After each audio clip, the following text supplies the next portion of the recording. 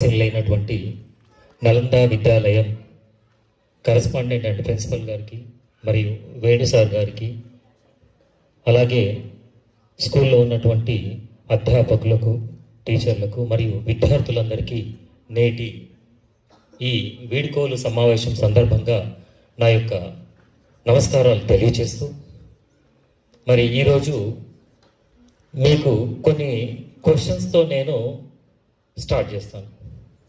అడగచ్చా questions? పక్కా? Sure. మీలో ఎంతమంది కలలు కంటారు? కలలు తెలుసా? రాత్రి పడుకున్నప్పుడు వస్తాయి రావా? ఒకవేళ కలలు రానో లెవెల్ ఉంటే నాకు ఒక్కసారి చెప్పండి. నైట్లో అందరికి వస్తాయి పక్క. మనిషి అన్న ప్రతి ఒక్కరికి కలలు పడతాయి. ఏం కలలు పడతాయి? ఓ రాత్రికి రాత్రి బాగా రిచ్ అయినట్టు కదా, ఓ మంచి అమ్మాయిని పెళ్లి చేసుకున్నట్టు కదా, మంచి అబ్బాయిని పెళ్లి చేసుకున్నట్టు దయ్యాల భూతాలు కూడా వస్తాయి. కరెక్టా కదా? నేను అడిగేది ఆ కళల గురించి కాదు. ఇక్కడ జీవితంలో ఉన్నత స్థాయికి ఎదగడానికి మీరు ఏం కళలు అంటున్నారని అడుగుతున్నాను నేను ఇక్కడ. ఇప్పుడు అర్థం కాలేదు కదా? అర్థమైందా? మరి ఎలాంటి కళలు అంటున్నారు మీరు? చెప్పండి. నీ పేరేంది? నువ్వు నైన్త్ క్లాస్ అయితే నీకు గోల్స్ ఉండే 10th క్లాస్ వాళ్ళకే ఉండాలిగా, ఉంటాయి కదా. వర్ష ఓకే బట్ రైట్. జీవితంలో ఏం కావాలనుకుంటున్నావు? అలాగే ఇంజనీర్ కావాలనుకుంటున్నావు, రైట్. అంటే ఏదో ఒక కళ అయితే కంటాం కదా, రైట్. అంటే జీవితంలో మనం ఉన్నత స్థాయికి ఎదగాలి అనేటటువంటి కళలను మనం కంపల్సరీ కనాలి. మరి కళలు కంటే సరిపోతుందా? కళలు కంటే సరిపోదు.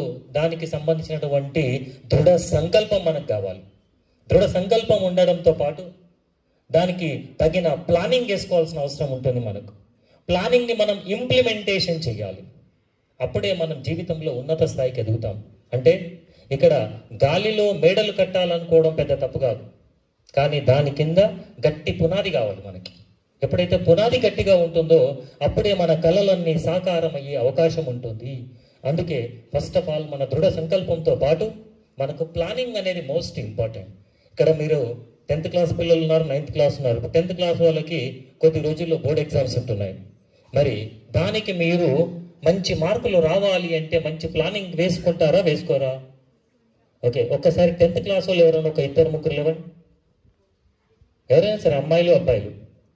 నేను పెద్ద క్వశ్చన్స్ అడిగాను, భయపడాల్సిన అవసరం లేదు. ఇప్పుడు భయపడితే ఎట్లా చెప్పండి? ఏం పేరు పెట్ట? అభినయ. ఇంకొకరు? అరే ఇట్లా భయపడతారా పిల్లలు? ఏం పేరుది? దెబోలా, రైట్. ఇప్పుడు మనకు మంచి మార్కులు రావాలి అంటే ప్లానింగ్ చేసుకోవాలా లేదా? ప్లానింగ్ అనేది మోస్ట్ ఇంపార్టెంట్. నువ్వు ఒక ప్లాన్ వేసుకున్నావు, రైట్. అదే ప్లానింగ్ దిబోలాకి అప్లికబుల్ అవుతుందా కాదా? ఎందుకు? చదువుకోవడం గురించే నేను అడుగుతున్నాను ఇక్కడ. చదువుకోవడానికి ఎగ్జామ్స్ దగ్గరకు వచ్చినాయి, దానికి నువ్వు ప్లానింగ్ వేసుకున్నావు. ఎలా ప్లానింగ్ వేసుకున్నావు అంటే, నేను రోజు మార్నింగ్ ఈ టైంకి లేవాలి, ఈ టైం నుంచి ఈ టైం దాకా ఇంత చదువుకోవాలి ఈ సబ్జెక్టు, సో మళ్ళీ స్కూల్కి రావాలి, స్కూల్కి వెళ్ళిన తర్వాత ఈవినింగ్ మళ్ళీ ఈ చదువుకోవాలి అని ఒక ప్లానింగ్ వేసుకున్నావు. అదే ప్లానింగ్ మళ్ళీ అక్కడ దెబోరాకి అప్లికబుల్ అవుతుందా కాదా? ఎందుకు కాదు? ఇష్టమైన టైమింగ్లో సరే సేమ్ ఇష్టం ఉంటుందా? ఇద్దరికి సేమ్ టైమింగ్ సిస్టమ్.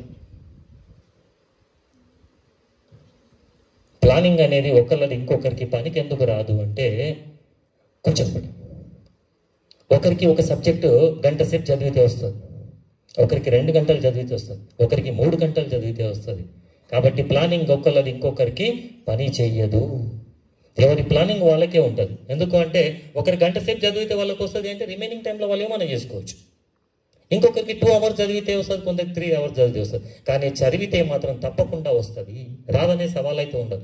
కొందరికి తక్కువ టైం పట్టవచ్చు, కొందరికి ఎక్కువ టైం పట్టవచ్చు, అంతే డిఫరెన్స్ ఉంటుంది. కానీ వేరే డిఫరెన్స్ అయితే ఏమీ ఉండదు ఇక్కడ. మరి దానికి మనకు కావాల్సింది ఏంటి? ఫోకస్ పెట్టాల్సిన అవసరం ఉంటుంది.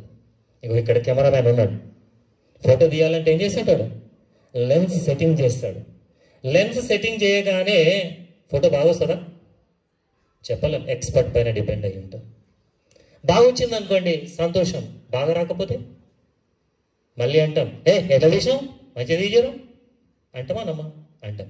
అంటే ఫస్ట్ టైమే మనం ఫోకస్ పెట్టినట్లయితే మన రిజల్ట్ ఎట్లా ఉంటుంది, సెకండ్ టైం పెట్టాల్సిన అవసరం ఉండదు కదా. అందుకే మనం ఫోకస్ అనేది పర్ఫెక్ట్గా పెట్టాల్సిన అవసరం ఉంటుంది. చదివేటప్పుడు కూడా స్టూడెంట్స్లో 2 రకాలు ఉంటారు. ఎలా ఉంటారంటే ప్యాసివ్ రీడర్స్ ఉంటారు, యాక్టివ్ రీడర్స్ ఉంటారు. ప్యాసివ్ రీడర్స్ ఎలా ఉంటారు అంటే టీచర్ చూస్తుందనో పేరెంట్స్ చూస్తున్నారనో పుస్తకం ముందట పెట్టుకొని కూర్చుంటారు. ఇక పుస్తకం ముందు మాత్రమే ఉంటుంది కానీ మనకు సబ్జెక్టు ఎక్కడా వదు. ఎంతసేపు మన మనసంతా ప్రపంచమంతా తిరుగుతుంటుంది కానీ పుస్తకం పైన ఉన్న అక్షరాల పైన కనీసం కూడా ఉండదు. వాళ్ళని ఏమంటామంటే ప్యాసివ్ రీడర్స్ అంటారు. వాడు ఎంతసేపు పుస్తకం ముందట పెట్టుకున్నా ఒక్క అక్షరం కూడా వాడికి రాదు. కానీ యాక్టివ్ రీడర్స్ అంటారు. యాక్టివ్ రీడర్స్ అంటే ఎట్లుంటారు? ఆ పేరు లోపలనే ఉన్నది. పుస్తకం పట్టుకున్నామంటే ఆటోమేటిక్గా సబ్జెక్ట్ అనేది మన బుర్రలోకి వస్తుంటుంది. అంటే అంత కాన్సన్ట్రేషన్తో చదువుతుంటారని అర్థం అక్కడ. అంటే యాక్టివ్ రీడింగ్ దేనిపైన ఉంటుంది? కొందరికి బై బర్త్ రావచ్చు, కొందరికి బై బర్త్ వస్తుంది, ఇంకా కొందరికి ఏ విధంగా ఉంటుంది అంటే టీచర్ చెప్పే సబ్జెక్ట్ పైన డిపెండ్ అయి ఉంటుంది. క్లాస్లో కూడా యాక్టివ్ లిజనర్స్ ఉంటారు, ప్యాసివ్ లిజనర్స్ ఉంటారు. ప్యాసివ్ లిజనర్ అంటే వాడు నన్నే చూస్తుంటాడు, నేను అనుకుంటా అబ్బా ఎంత బాగా వింటుండే అనుకుంటామా? అనుకోం. ఈజీగా మీ మొహం చూసే గుర్తుపడతాం ఒక స్టూడెంట్ వింటున్నాడా వింటలేనా. నేను ప్రాక్టికల్గా ఎలా చేశానంటే, నువ్వు వింటలేవు అనుకో నేను చెప్పే మాటలు సబ్జెక్టు, నిన్ను చూడను, అక్కడెక్కడో చూసుకుంటా నిన్ను లేపి క్వశ్చన్ అడుగుతాను. చాలా మంది ఏమనుకుంటారంటే నన్ను చూస్తున్నట్టుగా సార్ నన్ను అడుగుతాడు అనుకుంటారు. నేను ఎక్కడో చూసి ఎవరినో చూసి నువ్వు వింటలేదన్నది గమనించి నేను నిన్ను క్వశ్చన్ అడుగుతాను. అప్పుడు ఏం అడగాను, చిన్న క్వశ్చన్, ఇప్పుడు నేనేం చెప్పినా అంతకు మించి వేరే క్వశ్చన్ ఏం అడగం. అంటే ప్యాసివ్ లిజనర్స్ అని అర్థం. క్లాస్లోనే ఉంటారు కానీ ఏం వినరు. యాక్టివ్ లిజనర్ టక్క టక్క టక్క మనం చెప్పిన ప్రతి పాయింట్ చెప్తాడు. అది యాక్టివ్ లిజనర్కి ఇక్కడ టీచర్ యొక్క ప్రభావం కూడా చాలా ఉంటుంది. కొంతమంది టీచర్లు చాలా బాగా పాఠం చెప్పగలుగుతారు, కొంతమంది నార్మల్గా చెప్పగలుగుతారు. మరి కొంతమంది బాగా చెప్పగలిగినప్పుడు స్టూడెంట్స్ అక్కడ యాక్టివ్గా వినగలిగే పొజిషన్లో ఉంటారు. కాబట్టి యాక్టివ్ లిజనర్గా ఉండడానికి మీరు ప్రయత్నం చేయండి. యాక్టివ్గా రీడింగ్ చేయాలి, అప్పుడే మనకు మంచి మార్కులు వచ్చే అవకాశం ఉంటుంది. మరి ఎప్పుడు చదవాలి సార్? ఎప్పుడు చదవాలి అంటే ఒక్కొక్కరు ఒక్కొక్క టైప్లో ఉంటారు. గుడ్లగూబ అంటే తెలుసా? కాకి తెలుసా? ఓకేనా? ఇక్కడ రీడింగ్లో గుడ్లగూబ రీడింగ్ ఉంటుంది, కాకి రీడింగ్ కూడా ఉంటుంది. కాకి రీడింగ్ అంటే ఎర్లీ మార్నింగ్ లేచి చదువుతారు. గుడ్లగూబ రీడింగ్ అంటే నైట్ అంతా కూర్చొని చదువుతారు. ఏ రీడింగ్ మంచిది అంటే నా దృష్టిలో మాత్రము ఏ రీడింగ్ అయినా డిపెండ్ ఆన్ స్టూడెంట్ పైన ఉంటుంది. నా విషయానికి వస్తే నైట్ అంతా కూర్చొని చదవమంటే చదువుతా, ఎర్లీ మార్నింగ్ లేచి చదవమంటే రేపు మార్నింగ్ ఉన్న ఎగ్జామ్ ఉన్నా సరే నేను చదవా. నైట్ అంతా అట్లనే కూర్చొని చదివి డైరెక్ట్ ఎగ్జామ్ హాల్లో పోయి ఎగ్జామ్ రాయమంటే రాస్తా, కానీ మార్నింగ్ చదవడం నాతో కాదు. ఎంతసేపు అయినా నైట్ మేల్కుంటే చదువుకోమంటే చదువుకుంటాం. అంటే అది డిపెండ్ ఆన్ స్టూడెంట్ని బట్టి ఉంటుంది. ఇక్కడ కొంతమంది ఏం చేస్తారు, నైట్ 9 o'clock అంటాడు, మార్నింగ్ 4 o'clock లేచి చదువుకుంటాడు. సరే నువ్వు ఎలా చదువుకున్నావు, ఎన్ని గంటలకు లేచావు అన్నది కాదు, ఇక్కడ ఎంత బాగా చదువుకున్నావు అనేటటువంటిది మోస్ట్ ఇంపార్టెంట్ పాయింట్. ఎట్లా చదవాలి అంటే ఏ టైంలో చదవాలి, ఎలా చదవాలి అంటే కాన్సన్ట్రేషన్ ఎట్లా వస్తుంది? పడుకొని చదివితే వస్తుందా? పడుకొని చదివితే మన కాన్సన్ట్రేషన్ రాదు. మన వెన్నెముక ఎప్పుడైతే నిటారుగా ఉంటుందో అప్పుడే మనకు కాన్సన్ట్రేషన్తో చదవగలుగుతాం. కాబట్టి కాన్సన్ట్రేషన్తో చదవడం నేర్చుకోవాలి.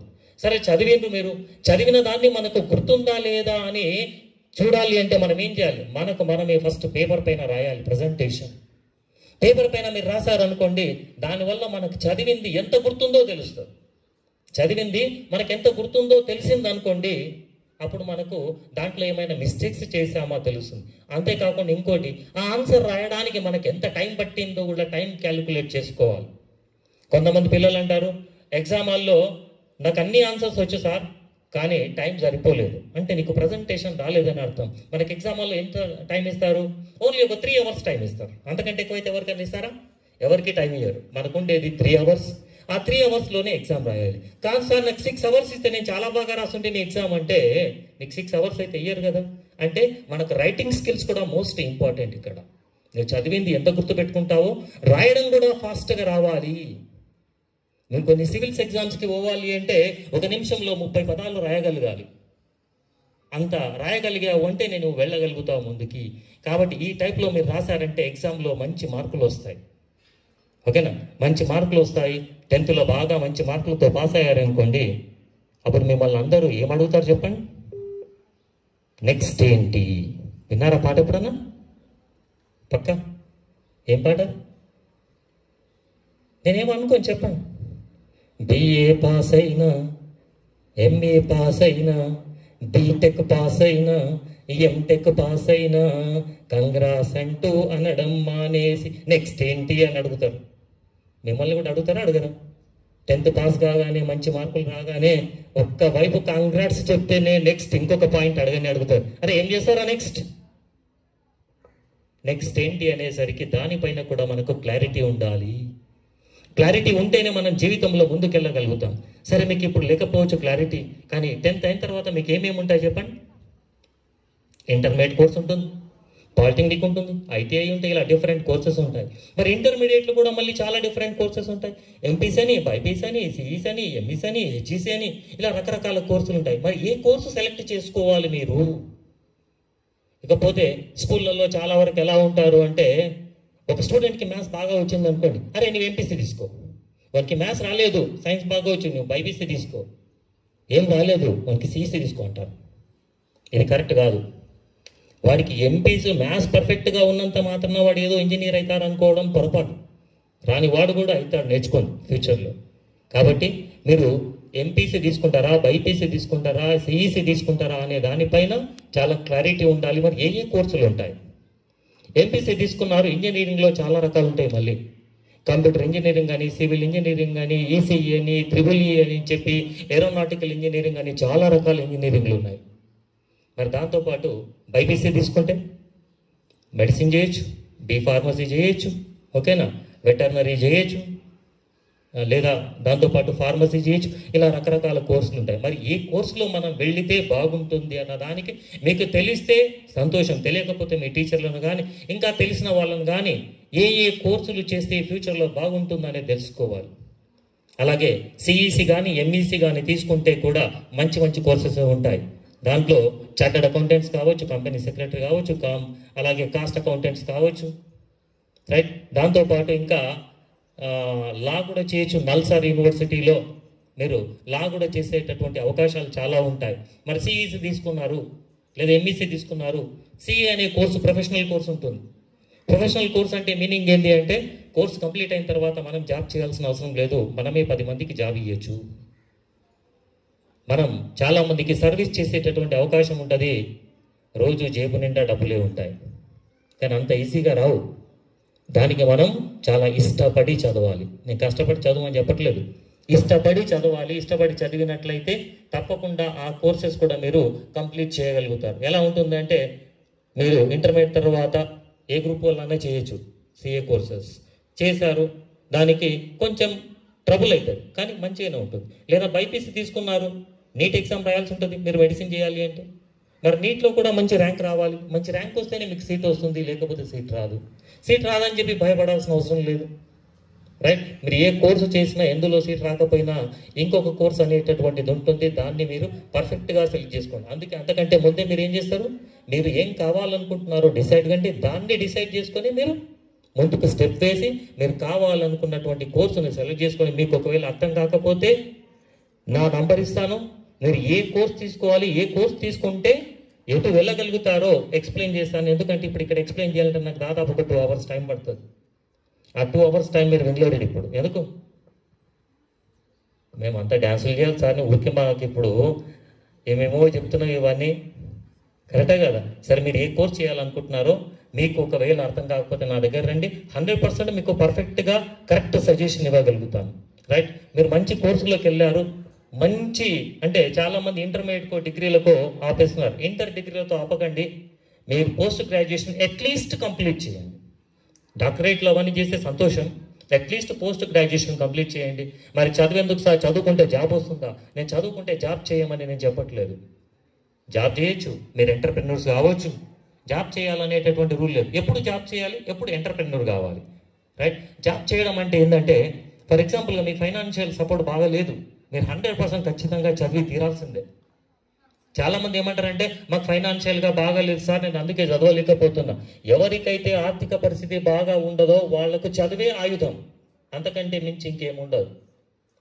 బాగా డబ్బులు ఉన్నాయి అయినా సరే చదవాలి, నేను చదవద్దని చెప్పట్లేదు. బాగా డబ్బులు ఉన్నాయంటే జాబ్ ప్లేస్ లోపల నువ్వు ఎంటర్‌ప్రెన్యూర్ అంటే నువ్వే ఒక కంపెనీని, ఒక స్టార్ట్అప్ని స్టార్ట్ చేసి ఒక 10 మందికి ఉద్యోగం ఇవ్వగలిగేటటువంటిది ఎంటర్‌ప్రెన్యూర్ అని అంటాం. అలాంటిది చేయండి. అలా చేసినట్లయితే మీ దగ్గరే 10 మంది ఉంటారు. లేదా జాబ్ చేసి డబ్బులు సంపాదించి కూడా మళ్ళీ ఎంటర్‌ప్రెన్యూర్గా ఎదగవచ్చు ఒకవేళ ఆర్థిక పరిస్థితి బాగా లేకపోతే. కాబట్టి మీరు జీవితంలో ఉన్నత స్థాయికి ఎదగడానికి ప్రయత్నం చేయండి. కానీ నేటి విద్యార్థులు ఎలా ఉంటున్నారంటే జీవితం గురించి అసలే పట్టించుకుంటలేరు. జీవితం అంటే ఏంది అనేటటువంటి దానిపైన కనీసం అవగాహన కూడా లేనటువంటి పరిస్థితుల్లో ఉంటున్నారు.